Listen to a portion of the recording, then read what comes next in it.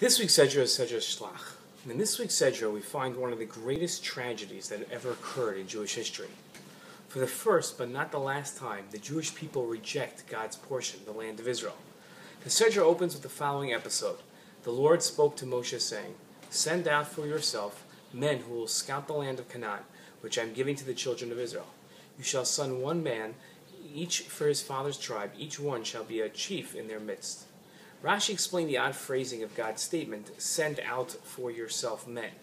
It should have said, God said to Moshe, "Send men out to spy the land." Very simple.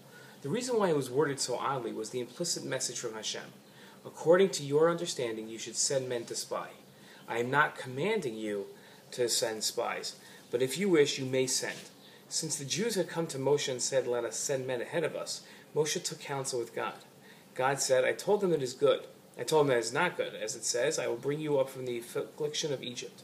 By their lives, now I will give them the opportunity to err through the words of the spies, so that they will not inherit it." Moshe didn't take God's advice.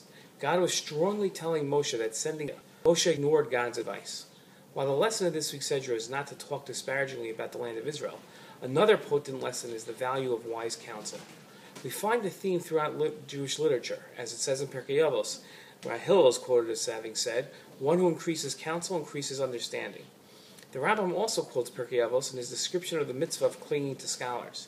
He wrote, "It is a positive commandment to cleave unto the wise and their disciples in order to learn from their deeds, as is stated in the Torah, and you shall cling to him."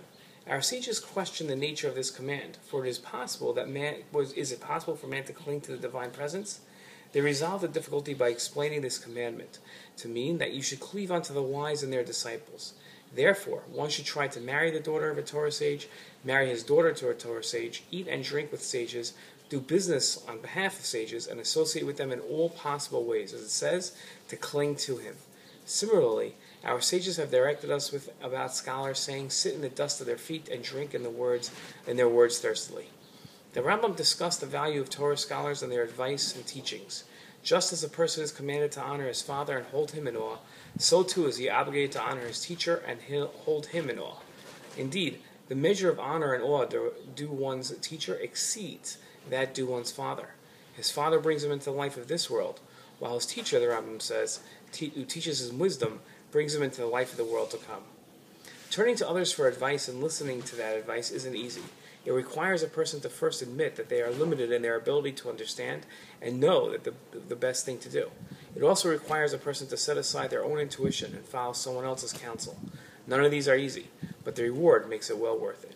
Shabbat Shalom.